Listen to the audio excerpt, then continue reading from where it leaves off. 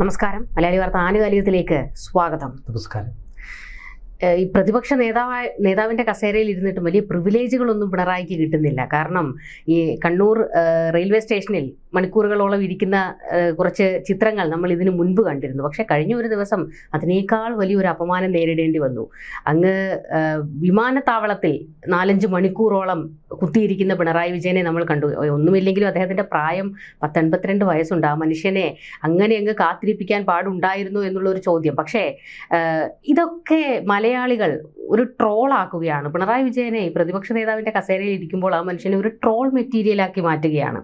മുൻപൊക്കെ മുഖ്യമന്ത്രിയായിട്ടിരിക്കുന്ന കാലത്തെങ്ങാണമായിരുന്നെങ്കിൽ ഇങ്ങനെ കാത്തിരിക്കേണ്ടി വന്നു കഴിഞ്ഞാൽ പിണറായി വലിയ രീതിയിൽ ക്ഷുഭിതനാകും.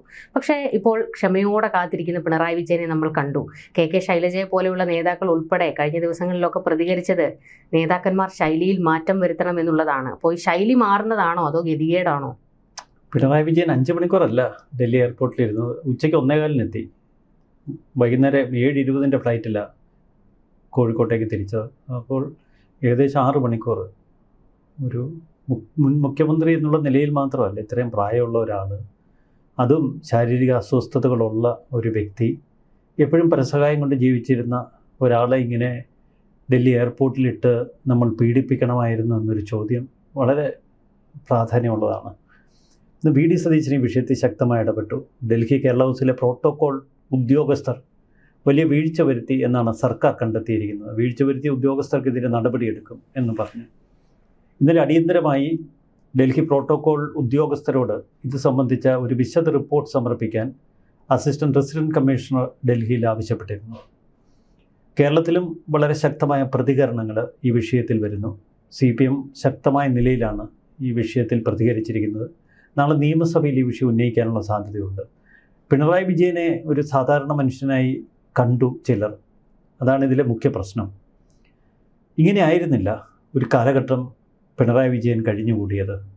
നമുക്കറിയാം, ഇപ്പോൾ പല ട്രോളുകൾ സമൂഹ മാധ്യമങ്ങളിൽ വരുന്നുണ്ട്. ചിലരൊക്കെ പറയുന്നു, കുറേ കാലം സാധാരണക്കാരെ വഴി കെടുത്തതല്ലേ, ഇയാൾ അവിടെ കുറേ ഇരിക്കട്ടെ എന്ന്, അത് കുഴപ്പമൊന്നുമില്ല എന്ന്. അത് ഒരു തരത്തിൽ ഒരു ട്രോൾ ബേസിൽ നമ്മൾ നോക്കുമ്പോൾ അതൊക്കെ രസകരമായി കാണാം. മറ്റു ചിലർ പറയുന്നത് പിണറായി വിജയനും അധികാരം നഷ്ടപ്പെട്ട് കഴിഞ്ഞ ഒരു സാധാരണക്കാരനായി ജീവിക്കാൻ പഠിക്കട്ടെ എന്നാണ്. ഒരു VIP പരിഗണന പിണറായി വിജയന് പല സ്ഥലത്തും കിട്ടുന്നില്ല. പിണറായി വിജയൻ വെറും ഒരു VIP അല്ല, VVIP എന്ന് മാത്രമല്ല, സംസ്ഥാനത്ത് ഏറ്റവും കൂടുതൽ സുരക്ഷാ ക്രമീകരണങ്ങളുണ്ടായിരുന്ന, സംസ്ഥാനത്ത് ഏറ്റവും മുന്തിയ പരിഗണന ലഭിച്ചിരുന്ന ഒരു വ്യക്തിയായിരുന്നു. ഡൽഹിയിലൊക്കെ ചെല്ലുമ്പോൾ പിണറായി വിജയൻ്റെ തനിസ്വരൂപം നമ്മൾ പലതും കണ്ടിട്ടുണ്ട്. 2016 കാലഘട്ടത്തിൽ അന്ന് പിണറായി വിജയൻ അധികാരത്തിലെത്തി. 2018 കാലഘട്ടമായപ്പോൾ പിണറായി വിജയൻ അജയ്യനാണെന്ന് അദ്ദേഹം സ്വയം ധരിച്ചു. മോദിക്കെതിരെ ദക്ഷിണേന്ത്യ സംഭാവന ചെയ്യുന്ന ഒരു ഇരട്ടച്ചങ്കുള്ള നേതാവ് എന്നുള്ള നിലയിൽ നിന്ന് പിണറായി വിജയനെക്കുറിച്ചുള്ള വലിയ വാർത്തകൾ ദേശീയ തലത്തിൽ PR വർക്കിലൂടെ അവതരിപ്പിച്ച് നമ്മൾ കണ്ടു. ദേശീയ മാധ്യമങ്ങളിലൊക്കെ വലിയ പരസ്യം കൊടുത്തിരുന്നു. പിണറായി വിജയൻ്റെ ഒരു ഫുൾ സൈസ് ഫോട്ടോ ഒക്കെ വെച്ച് മോദിക്ക് ബദൽ. അത്രത്തോളം ദേശീയ തലത്തിൽ ഉയർത്തിക്കൊണ്ടുവന്നൊരു നേതാവാണ് ഡൽഹിയിലെ വിമാനത്താവളത്തിൽ കുത്തിയിരിക്കേണ്ടി വന്നത്. നമുക്ക് അവിടെ എന്താണ് സംഭവിച്ചതെന്നൊന്ന് പരിശോധിച്ചിട്ട് അതിൻ്റെ അനാലിസിസിലേക്ക് വരാം. അവിടെ പോളിറ്റ് ബ്യൂറോ യോഗം ചേരുകയായിരുന്നു. പോളിറ്റ് ബ്യൂറോ യോഗം ചേരുമ്പോൾ അടിയന്തരമായി പിണറായി പറയുന്നത്, എനിക്ക് വളരെ പെട്ടെന്ന് കേരളത്തിലേക്ക് ചെല്ലണം, അവിടെ അത്യാവശ്യമായ ചില പ്രോഗ്രാമുകളുണ്ട്, ഞാൻ ഇറങ്ങുന്നതെന്ന് പറഞ്ഞ് 12:30 മറ്റ് സഖാക്കളോടൊക്കെ യാത്ര പറഞ്ഞ് പിണറായി വിജയൻ ഇറങ്ങി. കേരള ഹൗസിൽ നിന്ന് വണ്ടി വന്നു. കേരള ഹൗസിൽ പോയി പെട്ടെന്ന് ചോറ് കഴിച്ചു. അത്ര സ്പീഡിലൊക്കെ പിണറായി വിജയൻ സാറിന് ചോറ് ഉണ്ണാറില്ല. എയർപോർട്ടിലേക്ക് കുതിച്ചു. അവിടെ 1:15 2:50 ഫ്ലൈറ്റ്. 1:15 ആയപ്പോൾ എത്തി. സാധാരണഗതിയിൽ ഈ ഗേറ്റിൽ ഈ ഇൻഡിഗോ വിമാനത്തിലാണ് കേരളത്തിലേക്ക് പോരേണ്ടത്. അപ്പോൾ ഇൻഡിഗോ വിമാന കമ്പനിയുടെ ജീവനക്കാർ ഗേറ്റിലെത്തി ഈ പൂച്ചെണ്ടൊക്കെ കൊടുത്ത് സ്വീകരിച്ച് അകത്തേക്ക് കൂട്ടിക്കൊണ്ടുപോയി VIP സീറ്റിൽ ആദ്യം ഇരുത്തി. ബോർഡിംഗ് ഗേറ്റിനകത്ത് തന്നെ അവിടുന്ന് ബോർഡിംഗ് പാസ് മേടിച്ച് പിണറായി വിജയൻ്റെ കൂടെയുള്ള ആളുടെ കൊടുത്ത് ഇതേ ജീവനക്കാർ പെട്ടിയും സംഭവമൊക്കെ എടുത്ത് ബഗ്ഗിയിൽ കയറ്റിയിരുത്തി. കാരണം പിണറായി വിജയന് നടക്കാനൊക്കെ പ്രയാസമുള്ളതുകൊണ്ട് ബഗ്ഗിയിൽ കയറ്റിയിരുത്തി VIP ലോഞ്ചിലെത്തി അവിടെ കൊണ്ടുപോയി ഇരുത്തും. അതിനുശേഷം എന്താണ് കഴിക്കാൻ വേണ്ടതെന്ന് ചോദിച്ച് പിണറായി വിജയന് വേണ്ട സാധനങ്ങളൊക്കെ ഒരു പ്ലേറ്റിൽ അവിടെ എത്തിക്കും. ഇതൊക്കെ ആസ്വദിച്ച പിണറായി വിജയൻ ഇങ്ങനെ മതോന്മത്തനായിരിക്കും. അന്ന് വലിയ പരിവാരങ്ങളൊക്കെ ചുറ്റുവട്ടത്തുണ്ട്. കാരണം ഡൽഹി എയർപോർട്ടിൽ ഒരുപാട് മലയാളികളുണ്ട്. ഈ മലയാളികളൊക്കെ കേരള മുഖ്യമന്ത്രിയുടെ സേവനത്തിനായി ചുറ്റും വന്ന് നിൽക്കും. അവരുടെ നേരെ ഒന്നും പിണറായി വിജയൻ അങ്ങനെ നോക്കുകയോ ചിരിക്കുകയില്ല. പിണറായി വിജയൻ പൊതുവെ ഒരു കലിപ്പ് ശൈലിയുള്ള മുഖമാണ്. പക്ഷേ ഇവർ കേരളത്തിൻ്റെ മുഖ്യമന്ത്രി എന്നുള്ള നിലയിൽ ആദരവ് പ്രകടിപ്പിക്കാൻ ഇങ്ങനെ വലിയ സംവിധാനവുമായി അവിടെ എത്തും. ഇതിനിടയിൽ ഫ്ലൈറ്റ് പുറപ്പെടേണ്ട സമയത്തിന് മുൻപ് ഇൻഡിഗോ വിമാന കമ്പനിക്കാർ തന്നെ ഈ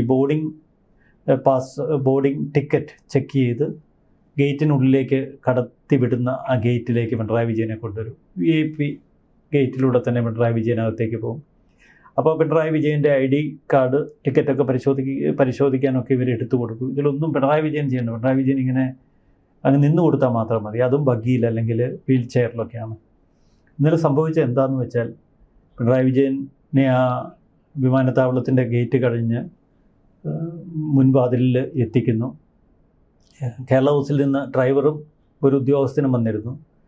പക്ഷേ ഇവർ പിണറായി വിജയനെ ഇറക്കി വിട്ട് അതുവഴി പോയി. സാധാരണ ഈ ഉദ്യോഗസ്ഥനും ഡ്രൈവറുമൊക്കെ VIP ആയ ഒരു യാത്രക്കാരനെ കൊണ്ടുപോയി വിട്ടാൽ അദ്ദേഹം ഫ്ലൈറ്റിൽ കയറി ഫ്ലൈറ്റ് ഉയർന്നു പോയി എന്ന് ഉറപ്പുവരുത്തിയതിന് ശേഷമേ തിരിച്ചു പോരാറുള്ളൂ. പക്ഷേ ഇത് ഒന്നും നോക്കിയില്ല. കാരണം അവർ നോക്കുമ്പോൾ പഴയ പിണറായി അല്ലല്ലോ, തോറ്റമ്പി, ഒരു പ്രതിപക്ഷ നേതാവായി അള്ളിപ്പിടിച്ചിരിക്കുന്ന ഒരു മനുഷ്യൻ. അപ്പോൾ അതിന് വലിയ വിലയൊന്നും കൊടുത്തില്ല. പ്രതിപക്ഷ നേതാവിന് ഒരു ക്യാബിനറ്റ് പദവിയുണ്ട്. ഇതിൽ കവിഞ്ഞ് ഒരു മുഖ്യമന്ത്രിയുടെ നമുക്ക് പദവിയും പത്രാസും ഒന്നും അവകാശപ്പെടാൻ കഴിയില്ല.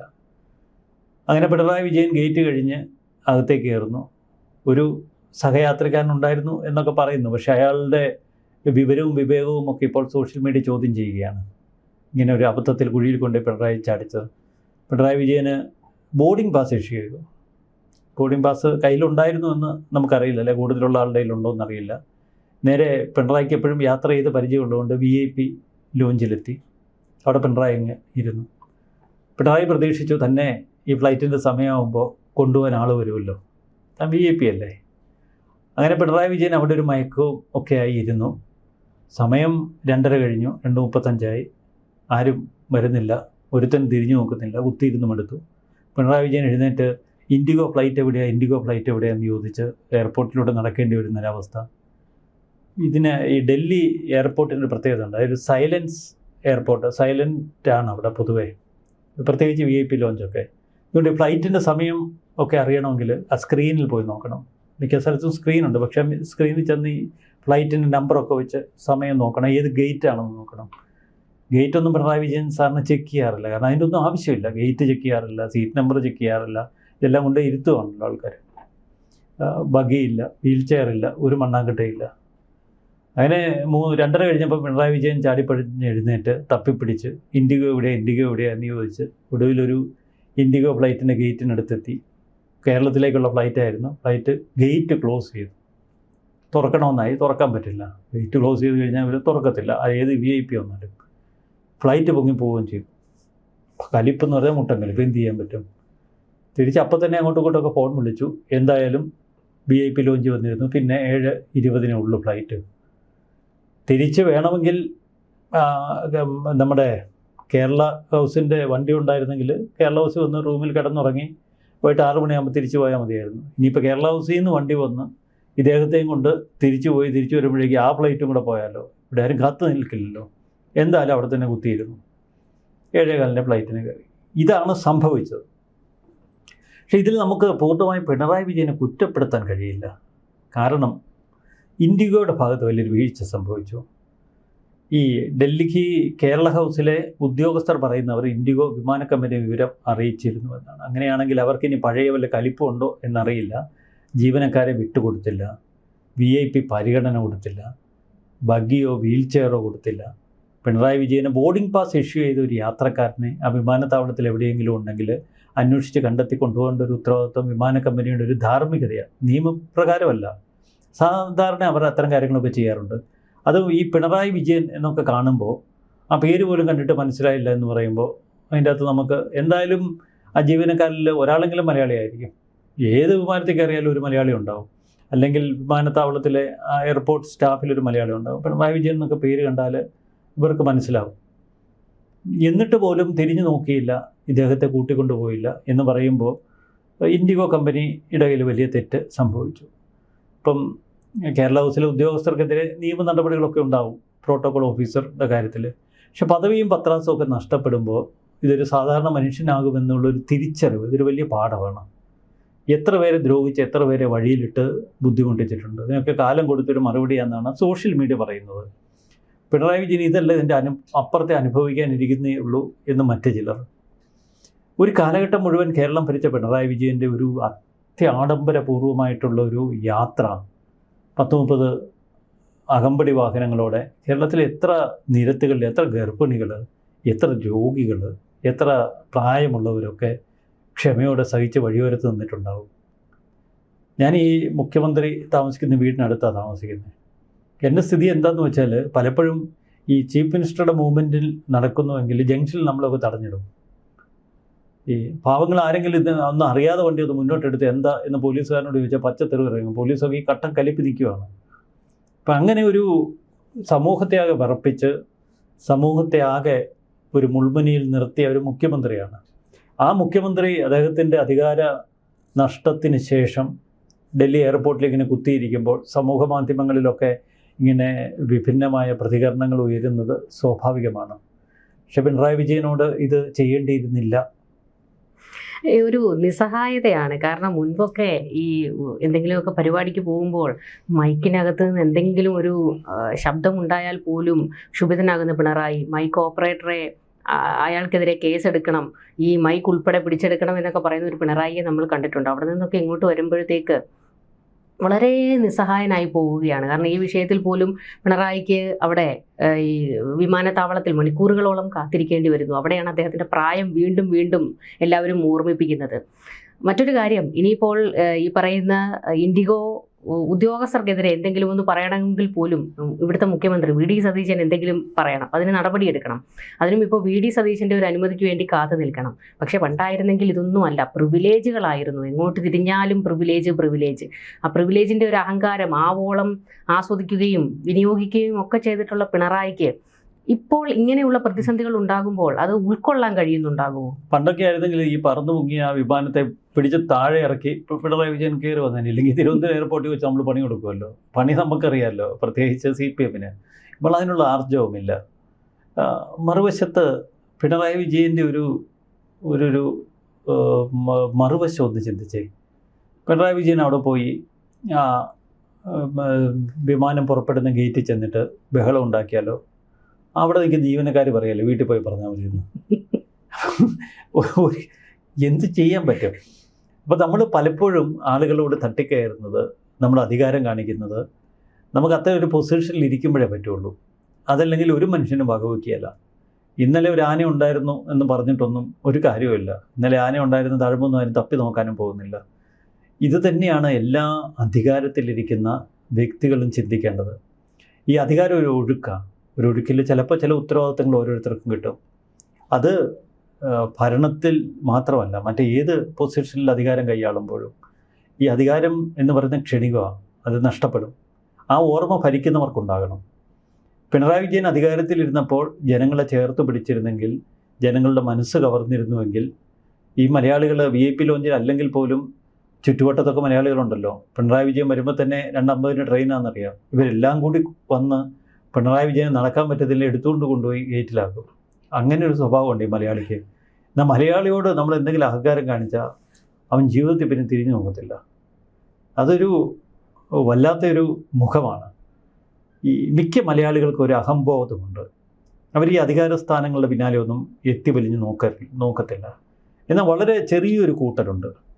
ഏതെങ്കിലും ഒരാൾക്കൊരു ഭരണം കിട്ടിയ അന്നേരം വലിഞ്ഞു കയറി ചെന്ന് സാഷ്ടാംഗം പ്രണമിച്ച് അവരുടെ കാലിൽ വീണ് അവർക്കൊപ്പം പെട്ടിയും തൂക്കി ഇങ്ങനെ നടക്കുന്നൊരു ചെറു ന്യൂനപക്ഷമുണ്ട്. അവർ പല ആനുകൂല്യങ്ങളും കൈപ്പറ്റും, അവർ പലതും നേടിയെടുക്കും. ചിലപ്പോൾ ഇവർ തന്നെ ആയിരിക്കും ഇവർക്ക് ചുറ്റുമുള്ള ഈ അവതാര വൃന്ദം.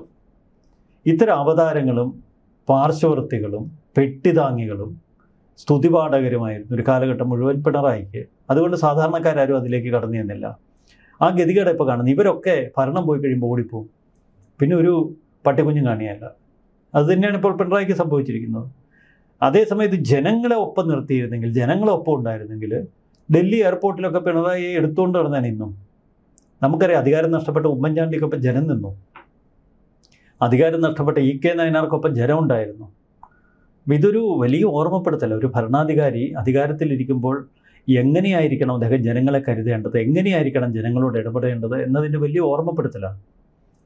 മറുവശത്ത് പിണറായി വിജയൻ്റെ ഒരു പരിതാപകരമായ ഒരവസ്ഥയുണ്ടല്ലോ. ദുർബലനായ പിണറായി വിജയൻ ഒരു പ്രതിപക്ഷ നേതാവ്, ഒരു ക്യാബിനറ്റ് പദവിയാണ്.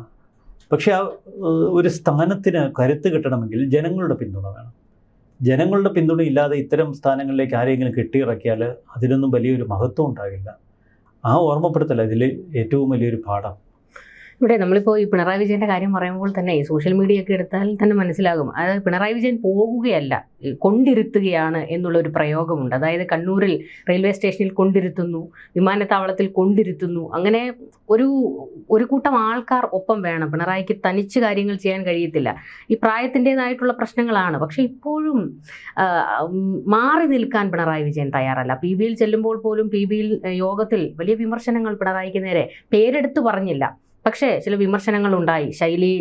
ശൈലിയിലുണ്ടായ പ്രശ്നങ്ങൾ, ജനങ്ങളിൽ നിന്ന് അകന്നുപോയി പാർട്ടി എന്നുള്ള വിമർശനം, സ്ഥാനാർത്ഥി പട്ടിക നിർണ്ണയിക്കുന്നതിൽ പിഴവുകൾ സംഭവിച്ചു, അങ്ങനെയുള്ള ഒരുപാട് കാര്യങ്ങൾ PB യോഗത്തിലും പറയുന്നു. പിണറായി വിജയൻ്റെ പേരെടുത്ത് പറയാതെ കുറേ കാര്യങ്ങൾ പറയുമ്പോൾ അത് പിണറായിക്കിട്ടുള്ള കുത്താണ്. പക്ഷേ മാറി നിൽക്കാൻ തയ്യാറല്ല. മാറി നിന്ന് എല്ലാവരും കൂടി കുഴിച്ചു മൂടും. അത് പിണറായിക്ക് അറിയാം. അതുകൊണ്ടാണല്ലോ ഈ നിയമസഭയിൽ ഈ സതീശനെ പോലൊരു പോരാളിയുടെ അടുത്ത് മുട്ടി നിൽക്കാൻ പിണറായി വിജയൻ നോക്കുന്നത്. നടക്കുന്നില്ല. മുട്ടി ചെല്ലുമ്പോഴേക്കും കടിച്ചു കൊടുക്കുക. സിംഹക്കുട്ടിയുടെ മട്ടിൽ സതീശൻ ഒരു രക്ഷയില്ല പിടിച്ചു നീക്കാൻ. എന്നാലും പിണറായി വിജയൻ പിന്നെയും ചാടി എഴുന്നേക്കും. അപ്പോൾ അതൊക്കെ പിണറായിയിൽ അവശേഷിക്കുന്ന അധികാര ആർത്തി പ്രകടമാക്കുന്ന സന്ദർഭങ്ങളാണ്. മറ്റൊരാളെയും പ്രതിപക്ഷ നേതാവാക്കാതെ പിണറായി വിജയൻ ആ സ്ഥാനത്ത് കയറിയിരിക്കണമെങ്കിൽ അദ്ദേഹത്തിലുള്ള ഒരു അധികാര ആർത്തി ത്വര നമുക്ക് വ്യക്തമാണ്. അത്തരമൊരു അധികാരത്തിൻ്റെ അടയാളം പേറുന്നൊരു മനുഷ്യൻ മറ്റുള്ളവരാൽ അപമാനിക്കപ്പെട്ട് ആരാലും തിരിഞ്ഞു നോക്കാതെ ഇത്തരം പൊതു അവസ്ഥകളിലൊക്കെ ചെന്നിരിക്കേണ്ടി വരുന്ന ഒരു പ്രത്യേക സാഹചര്യം ഉണ്ടല്ലോ. അത് അനുഭവിക്കണം, അതിൻ്റെ വേദന അറിയണമെങ്കിൽ. ഇവിടെ ഈ പിണറായി വിജയൻ്റെ ഇപ്പോഴത്തെ ഈ ഒരു അവസ്ഥ, ഇത് VD സതീശനുള്ള ഒരു മുന്നറിയിപ്പാണോ എന്ന്, അതായത് VD സതീശൻ ഇതൊക്കെ കണ്ടുപിടിച്ചോളൂ എന്നുള്ളൊരു ഓർമ്മപ്പെടുത്തൽ ജനങ്ങളുടെ ഭാഗത്തുനിന്നുണ്ട്. VD സതീശൻ ഈ പിണറായി വിജയന് 10 പിണറായി വിജയൻ ചേരുന്ന ബുദ്ധി VDക്കുണ്ട്. അതുകൊണ്ടാണല്ലോ VD ആദ്യം തന്നെ എനിക്ക് ആഡംബര വാഹനം വേണ്ട, ഇപ്പോഴൊരു പഴയ ക്രിസ്റ്റയിൽ നടക്കുന്നത് ഇന്നോവ ക്രിസ്റ്റ പോയിട്ട് മിക്ക മന്ത്രിമാരും ഇപ്പോൾ ഹൈക്രോസ് ഇന്നോവയുടെ പുതിയ മോഡലിലാക്കി. പിണറായി വിജയൻ കിയ കാർണിവല്ല, നല്ല വിലയുള്ള വണ്ടിയാണ്, അതൊന്നും എടുത്തില്ലല്ലോ. ആഡംബര വാഹനങ്ങൾ വേണ്ട. എന്നിട്ട് സതീശനെ സംബന്ധിച്ച് പലപ്പോഴും ഇപ്പോഴും എല്ലാം പിണറായിയുടെ ഓപ്പോസിറ്റ് ആംഗിൾ പിടിച്ചാൽ മതി, ജനത്തിന് ഭയങ്കര പിന്തുണ കിട്ടും. കഴിഞ്ഞ ദിവസം ഞാൻ ഏതോ ഒരു റീൽസ് കണ്ടപ്പോൾ ഒരു ഫംഗ്ഷന് ചെല്ലുകയാണ്, മഴയുണ്ട്, ഇപ്പോൾ സെക്യൂരിറ്റി കുട പിടിക്കുന്നു. ആ കുടയൊന്ന് മൈൻഡ് ചെയ്താൽ ഇയാൾ ഓടി അകത്തേക്ക് കയറുക, ജനങ്ങളുടെ ഇടയിലേക്ക് മിക്സ് ചെയ്യുക, സാധാരണക്കാരൻ്റെ ഭാഷയിൽ സംസാരിക്കുക. അപ്പോൾ സതീശനെ സംബന്ധിച്ച് വലിയൊരു എനർജി ഉണ്ട്, ഭയങ്കര വൈബുണ്ട്. നമ്മൾ കരുതുന്ന സതീശനൊന്നും അല്ല, ഒരു പഴയ കരുണാകരൻ്റെയൊക്കെ ഒരു ആർജവം. പക്ഷേ ഉമ്മൻചാണ്ടിയുടെ ജനകീയത, അതിലപ്പുറം ഒരു മറ്റേ സുധീറിനെ പോലും അടിച്ച് കുപ്പിയിലാക്കി കളഞ്ഞില്ലേ. VD സതീശനെ വിമർശിക്കാൻ വന്ന സുധീറിന് എവിടെ ഇന്ന്? സുധീറിനെ ഊട്ടി ഒളിച്ചു. ഇപ്പോൾ സുധീറിനെ പോലും കശക്കി എറിഞ്ഞു. ഉമ്മൻചാണ്ടി സുധീറിന് മുന്നിൽ ആകെ പരിങ്ങിപ്പോയതാണ്. അപ്പോൾ അതാണ് VD സതീശൻ ശൈലി. ഇപ്പോൾ പിണറായിസത്തിന് പഠിക്കുകയാണ് എന്നൊക്കെ ചോദിക്കുമ്പോൾ പിണറായിസത്തിനല്ല സതീശൻ പഠിക്കുന്നത്, പിണറായിസത്തിൻ്റെയൊക്കെ അപ്പുറത്തുള്ള കോഴ്സ് കഴിഞ്ഞ് സർട്ടിഫിക്കറ്റും അവാർഡും മേടിച്ച് വന്നിരിക്കുന്നയാളാണ്. അപ്പം അതുകൊണ്ട് സതീശനെ നമുക്ക് നിസ്സാരനായി കാണാൻ കഴിയില്ല. സതീശൻ വീഴുമോ എന്ന് ചോദിച്ചാൽ സതീശനെ വീഴ്ത്താൻ ഇപ്പോഴത്തെ കേരളത്തിനൊന്നും അത്ര എളുപ്പം കഴിയില്ല. അതൊക്കെ കാത്തിരുന്ന് നമുക്ക് കാണണം. കാരണം അതിലപ്പുറം ഒരു മിടുക്കുണ്ട്, ഒരു വൈബുണ്ട്, എനർജിയുണ്ട്. പിണറായി വിജയനെ സംബന്ധിച്ച് പിണറായി വിജയൻ്റെ ഒരു ആ മർക്കട മുഷ്ടി, ഒരു ധാർഷ്ട്യം, ഇതിലൊക്കെയാണ് പിടിച്ചത്. അതൊന്നും ഇനി ഓടിയല്ല, ആ റീല് കഴിഞ്ഞു. അതിന് ഡൽഹി എയർപോർട്ടിൽ ചെന്ന് ഒരു വിനീതനായി നിന്നിരുന്നെങ്കിൽ ആരെങ്കിലുമൊക്കെ സഹായിച്ചാണ്, മനുഷ്യരോട് ഇടപെട്ടിരുന്നെങ്കിൽ. ആ തൊട്ടടുത്തുള്ളവരോട് പറഞ്ഞാൽ മതിയായിരുന്നു, എനിക്ക് അറിയത്തില്ല ഈ ഫ്ലൈറ്റ് പുറപ്പെടുന്ന ഗേറ്റ് ഏതാണെന്ന്, എന്നെ ഗേറ്റ് വരെ ഒന്ന് കൊണ്ടുപോയി ആക്കിയാൽ സന്തോഷമായിരുന്നു, സൗകര്യമായിരുന്നു എന്ന് അടുത്ത് നിന്നൊരു മലയാളിയോടോ ഇനി തമിഴിനോടോ ആരോട് പറഞ്ഞാലും അവർ കൈപിടിച്ചു ഗേറ്റ് കൊണ്ട് ആക്കിയാനെ. അപ്പം നമുക്ക് മറ്റുള്ളവരോടൊന്ന് ചോദിക്കാനുള്ളൊരു വിനയം വേണം, മറ്റുള്ളവരുമായി അടുത്ത് ഇടപഴകാനുള്ള ഒരു മനുഷ്യത്വം വേണം. ഇതൊന്നും ഇല്ലാതെ നമ്മളൊരു മൂലയ്ക്ക് എന്തോ അധികാര ഗർവിൽ ചടഞ്ഞിരുന്നാൽ അവിടെ കുത്തിയിരിക്കത്തേ ഉള്ളൂ, ഒരു പട്ടിക്കുഞ്ഞും തിരിഞ്ഞു നോക്കത്തില്ല. എന്തായാലും പക്ഷേ പിണറായി വിജയനെ സംബന്ധിച്ചിടത്തോളം ഈഗോ അനുവദിക്കില്ല അങ്ങനെ എന്നെ ഒന്ന് സഹായിക്കാമോ എന്ന് ആരോടെങ്കിലും ചോദിക്കുന്നത്. എന്തായാലും പിണറായി വിജയൻ അവിടെ പോയിരുന്നത് അത് അദ്ദേഹത്തിൻ്റെ ഈ ഫ്ലൈറ്റ് മിസ്സായതല്ല എല്ലാവരും ചർച്ചയാക്കുന്നത്. അതായത് ഒരു അധികാരത്തിൻ്റെ ഭ്രമത്തിലിരുന്ന ഒരു മനുഷ്യൻ അതെല്ലാം നഷ്ടപ്പെട്ട് താഴേക്ക് വരുമ്പോൾ ഉണ്ടാകുന്ന പ്രതിസന്ധികളാണ്. അതായത് ജനപിന്തുണ ഇല്ലാതായി കഴിഞ്ഞാൽ ഇതുപോലെയുള്ള പ്രതിസന്ധികൾ ഉണ്ടാകും എന്നുള്ളതാണ് എല്ലാവരും ഓർമ്മിപ്പിച്ചുകൊണ്ടിരിക്കുന്നത്. അതുകൊണ്ട് തന്നെയാണ് ഇതൊരു വലിയ ചർച്ചയായി മാറുന്നതും. എന്തായാലും ഇൻഡിഗോയുടെ കാര്യത്തിൽ എന്ത് സംഭവിക്കുമെന്ന് അറിയില്ല. ഇനി ഇൻഡിഗോയെ പറപ്പിക്കും. ചിലർ പറയുന്നുണ്ട് ഇപിയോടുള്ള കലിപ്പാണ് ഇൻഡിഗോ പിണറായിയോട് തീർത്തതെന്ന്. ഇൻഡിഗോ ഒരു ചതുർത്ഥിയാണ് CPM. എന്തായാലും ഇനിയിപ്പോൾ എന്ത് സംഭവിക്കും, ഇൻഡിഗോയ്ക്ക് ഒരു മറുപടി കൊടുക്കുമെന്ന് മുഖ്യമന്ത്രി പറഞ്ഞിട്ടുണ്ട്. എന്തായാലും കാത്തിരുന്ന് കാണണം. പിണറായി വിജയനോട് ഏറ്റുമുട്ടിയവരൊന്നും അധികകാലം സുന്ദരമായിട്ട് ഓടിയിട്ടില്ല. കൂടുതൽ ചർച്ചകളുമായി കാണാം. നമസ്കാരം. നന്ദി.